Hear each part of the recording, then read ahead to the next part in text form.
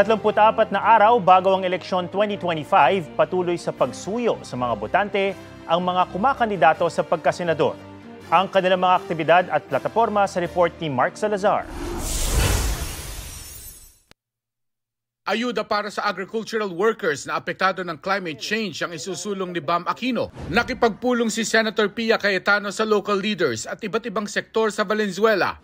Social justice ang isa sa binigyang diin ni Allen Capuyan sa Dumaguete.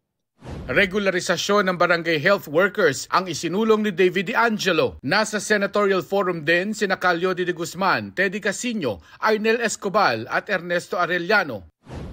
Children with special needs ang binisita ni Angelo de Alban sa Pampanga.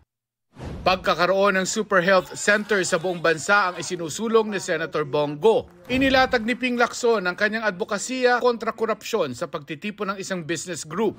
Bumisita naman sa Butuan City si Congressman Rodante Marcoleta.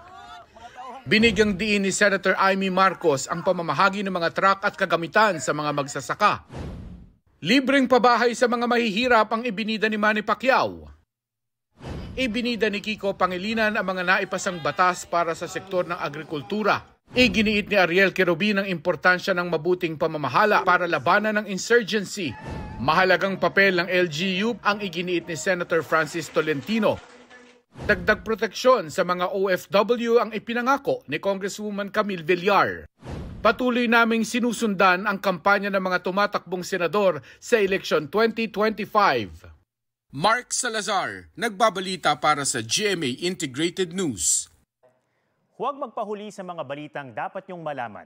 Mag-subscribe na sa GMA Integrated News sa YouTube.